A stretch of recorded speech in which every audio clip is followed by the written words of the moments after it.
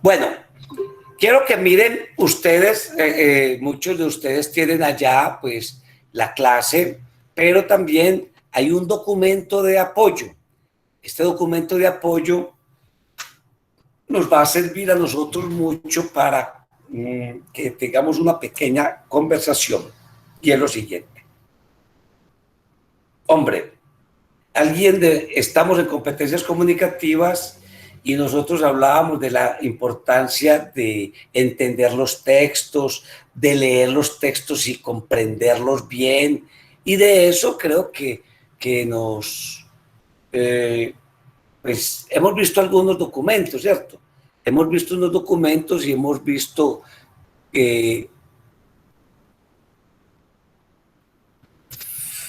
voy a ver si es este. Hemos visto unos documentos que nos sirven mucho, para este asunto, y uno de los últimos que veíamos era leer utilizando las ideas principales.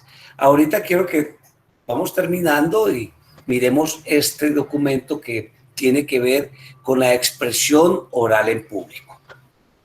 Bueno, me gusta que arranquemos y hablemos de la conversación. Ahora yo les quiero preguntar, para que se vayan preparando, sobre la conversación. Quiero que hablemos de la conversación y quiero que hablemos sobre los vicios, los defectos, las amenazas de la conversación. Ahora hablamos de eso.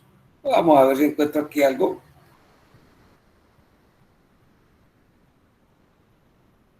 ¿Todos ustedes son conversadores o no? ¿Quién dice que no es conversador? ¿Alguien? ¿Conversador, Willy? Que se habla hasta por los codos. Faber, ¿usted es conversadorcito? María Hola, Cristina. profe. No mucho, pero hay alguito, pero no mucho. No mucho. Saruk, ¿tú eres conversadorcito?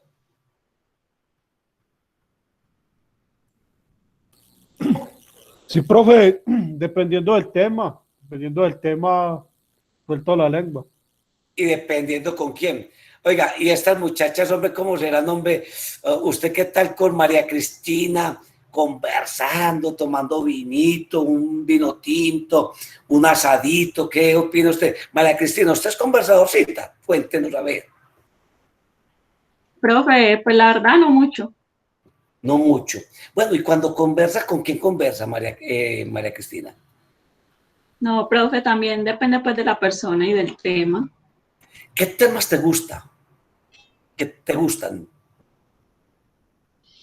Pues, profe, no sabría decirle ahora mismo qué. Bueno, listo, tranquila, no te preocupes. Liliana Marcela. Esa Liliana yo creo que sí debe ser una, ¿sabe cómo decían antiguamente los viejos? Una garladora. ¿Qué cosa para garlar esa vieja? Oiga, Liliana, ¿usted es buena garladora? Trato de hacerlo. ¿Y de qué le gusta hablar, Liliana? Bueno, a ver, básicamente me gusta hablar mucho de temas que tienen relación con mi carrera profesional. Y justo lo que usted decía ahora, profesor, que pues desafortunadamente no leí la minuta, pero yo cotidianamente reviso muchas minutas. Entonces, particularmente ha sido un crecimiento muy grande porque justo lo que estoy haciendo me llevó a querer iniciar derecho. Nosotros tenemos un apoyo en la universidad que es un jurídico, pero para poder llegar a ese jurídico nosotros tenemos que haber leído y haber interpretado. Y para uno poder hacer ese proceso, entonces hay un momento de análisis, de investigar, de indagar. Entonces, todo lo que tiene que ver con lo que yo hago en este momento me gusta, porque considero que he aprendido muchas palabras que no conocía y todo eso me fue acercando como a estas ganas de querer aprender muchas cosas jurídicas. Incluso en las primeras, en una materia en especial que estamos viendo, que se llama Introducción al Derecho, a veces siento como que me gustaría tener más argumentos, o sea, para entender la forma como el profesor nos pide muchas cosas, pero también yo digo, hay que agradecer que nos pone a analizar. Yo pienso que cuando a uno le dan esa posibilidad de analizar, ahí pues es una de las herramientas indispensables o es incluso una manera de uno poder aprender. Entonces, en ese sentido, me gusta mucho lo que yo ejerzo en este momento y si me toca hablar y ya, inclusive con este jurídico ya, entonces le propongo, pero gracias a eso, gracias a que nos obligan, a que tenemos que pensar, analizar, investigar y hacer todo este tipo de procesos. Ahí va despegando. ¿Qué profesión tienes tú, Lili? Yo soy contadora pública. ¿Y trabajas con qué universidad? Trabajo con la Universidad de Antioquia. Ah, y trabajas con la Antioquia. Y entonces mira que a Liliana, siendo contadora pública, que entre otras cosas también tienen que ver muchos documentos, la ha investido, vamos a decir de pronto alguna vez, un documento que le llega y ella dice, ¿qué está diciendo este señor aquí? Y empieza a sentir ese vacío, esas ganas, sí, esos vacíos de las expresiones, cómo se utilizan, por qué se utilizan, qué alcance tienen, y aquí la tenemos estudiando Derecho. Eso es el estudio todo. Sentir un vacío, unas ganas, no una llenura. Porque hay de aquellos hombres que tienen llena la panza de comida. Dilo. Lo que he aprendido es la forma como le tengo que escribir a esas personas, o sea, la delicadeza de utilizar una palabra. Entonces, es lo mismo que a uno le digan que está haciendo las cosas mal de una manera muy diplomática, a decirle, venga, es que a usted qué le pasa, ¿cierto? Entonces, eso ha sido un proceso también pedagógico y un proceso muy interesante en esto, porque uno a veces dice, sí, definitivamente es como le digan a uno las cosas, uno las entiende, las comprende, si tiene un error lo corrige. Eso también ha sido un crecimiento personal, porque de pronto a veces yo era un poquito más tiradita, en el sentido de que yo decía, bueno, pero si yo estoy diciendo las cosas, no, yo con eso he aprendido mucho, a que a las personas hay que saberles expresar y hay que saberles explicar y uno tiene que saber entender. De esa manera yo creo que fluye muy fácil la comunicación. Sí. Recuerda la clase pasada, el lenguaje no verbal, la paralingüística, el cómo se mueve el timbre, las pausas, todo eso, las inflexiones para dar a entender cosas. Adelante, Julián Esteban. Profe, yo estuve leyendo sobre un documento que nos dejaste. Ahora lo que dice la compañera, uno debe respetar los sentimientos de la persona con la que está hablando para tener una comunicación efectiva. En eso sí estoy totalmente de acuerdo, en lo que tenemos ahí en la clase 13. Y uno muchas veces, como se expresa, puede ofender a alguien y llega a una patología de la comunicación y no va a encontrar entendimiento. Uno siempre debe tratar de respetar a la persona que está al frente de uno.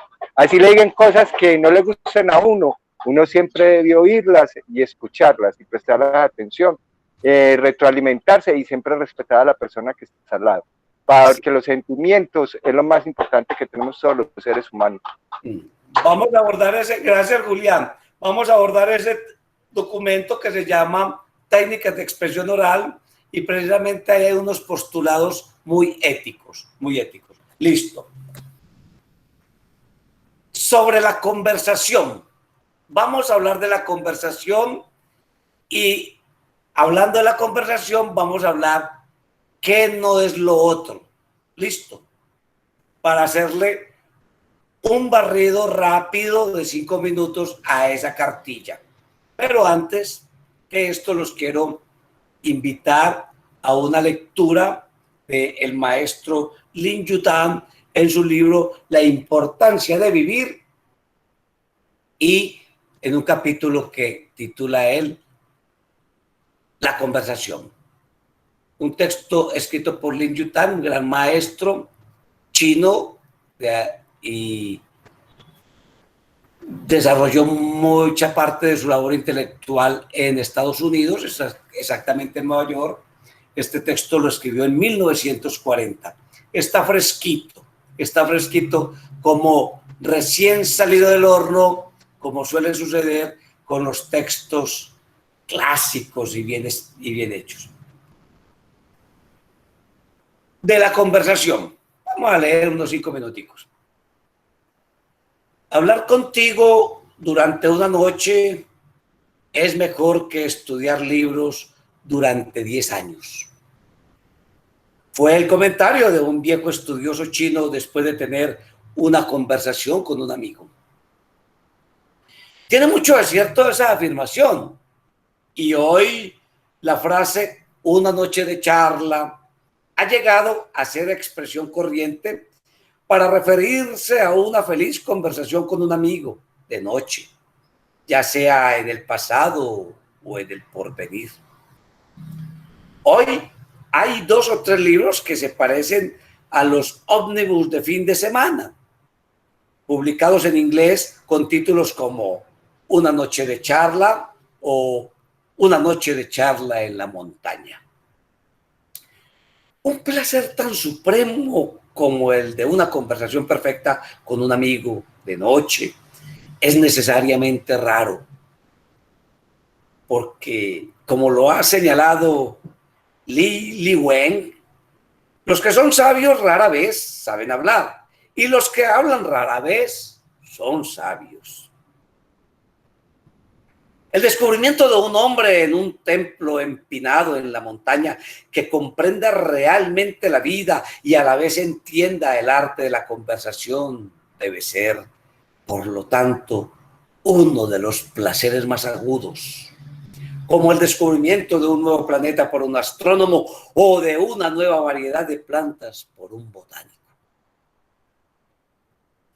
La gente se queja hoy de que el arte de la conversación en torno a una chimenea o a un barril de cohetes se está perdiendo debido al ritmo de la vida comercial de hoy.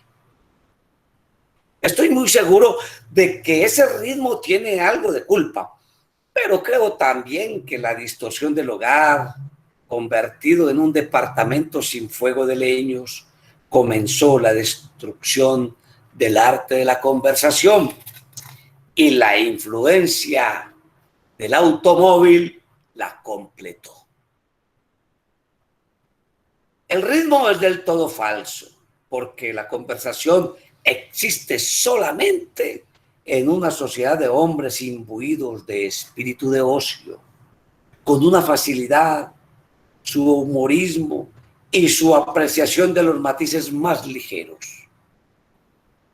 Porque hay un evidente distingo entre charlar sencillamente y conversar. Esta distinción se hace en el idioma chino entre chou wan, hablar, y tu y ta wan, conversación, que implica que el discurso es más gárrulo y despacioso, y los temas de conversación más triviales y menos de negocios. Puede notarse una diferencia similar entre la correspondencia comercial y las cartas de literatos antiguos. Podemos hablar o discutir de negocios con casi todo el mundo, pero hay muy pocas personas con quienes podemos sostener verdaderamente una conversación nocturna. Por eso, cuando encontramos a un verdadero conversador, el placer es igual, si no superior, al de leer un delicioso autor, con el placer adicional de escuchar su voz y ver sus ademanes. A veces lo hallamos en la feliz reunión de viejos amigos o entre relaciones que se dedican a sus reminiscencias. A veces en el salón de fumar de un tren nocturno y a veces en una hostería durante un lejano viaje. Se charlará de duendes, de duendes y de espíritus de zorros, junto con entretenidos relatos o apasionados comentarios sobre dictadores y traidores. Y a veces, antes de advertirlo, un sabio observador y conversador hace luz sobre cosas que ocurren en determinado país y que son prolegómenos de su inminente caída o de un cambio de régimen. Tales conversaciones quedan entre los recuerdos que acariciamos durante toda la vida. Continúa Lin Yutang. Como regla, una buena conversación es siempre igual que un buen ensayo familiar. Bueno, dejemos ahí a Lin Yutang. ¿Y quién de ustedes no conversa? Si es lo más fácil, si es lo más natural, si es lo que se hace, como dice el autor, de una manera gárrula, desprevenida, sentada, tirando las patas por allá, quién sabe dónde, usted, con sus amigos, con sus compinches, sus parceros, con los que puede decir las palabras que a usted se le ocurren, las que hacen distensionar el alma, las que hacen que las palabras no se tengan que pensar mucho. ¿Acaso es una conferencia? Y ahí es donde quiero compartirles esto, que no es una conversación, que no es una conversación. Como ustedes ya leyeron esto, para conversar se necesitan dos, o tal vez más. Y ya les puse una tarea que ahorita la van a resolver, y la vamos a resolver en un diálogo. Pero venga, muchachos.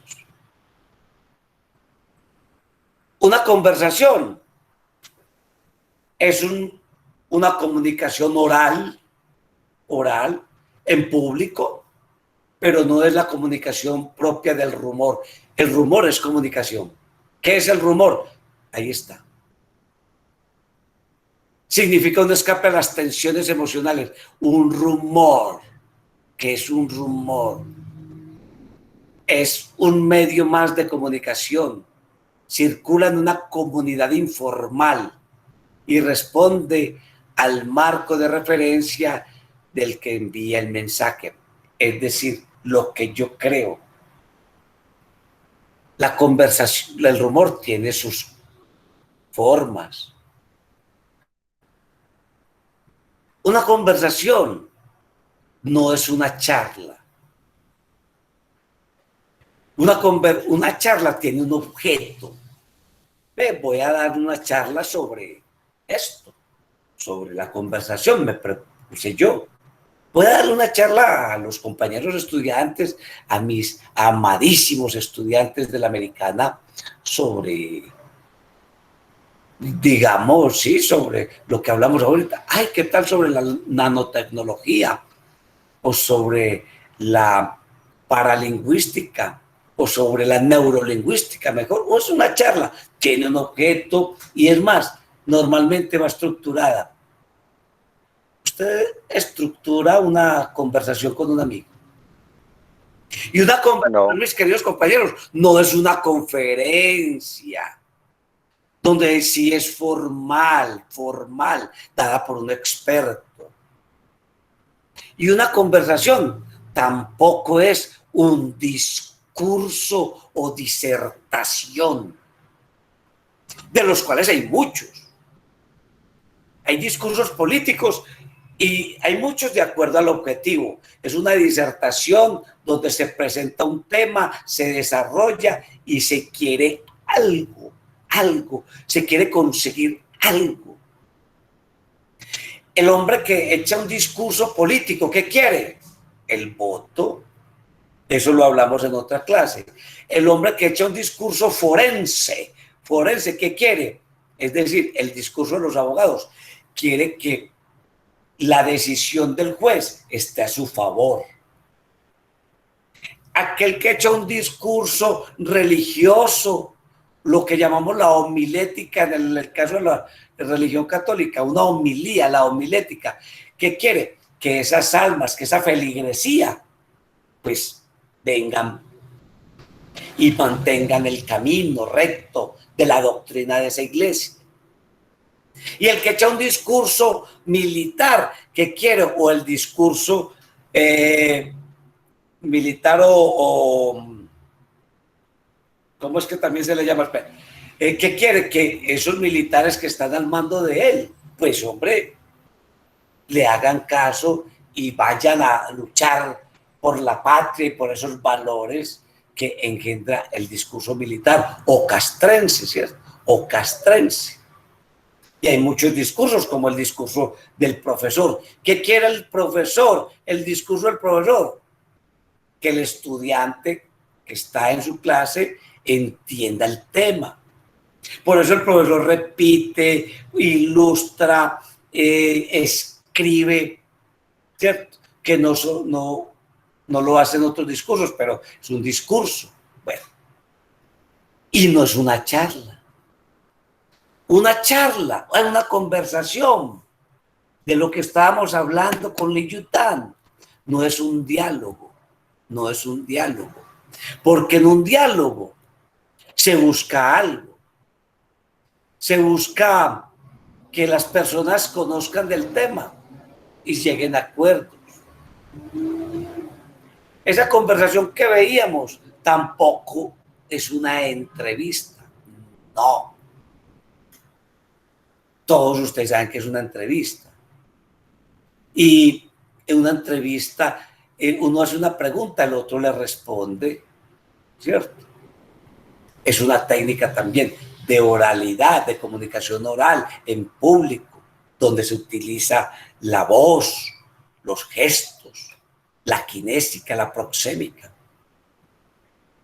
Y lo que estamos viendo de la conversación no es una discusión, es que estamos conversando, como dice Lin Yutang, de manera distensionada. No estamos discutiendo. En una discusión, hombre, se trata de resolver un problema, un tema problemático, resolverlo, ¿cierto?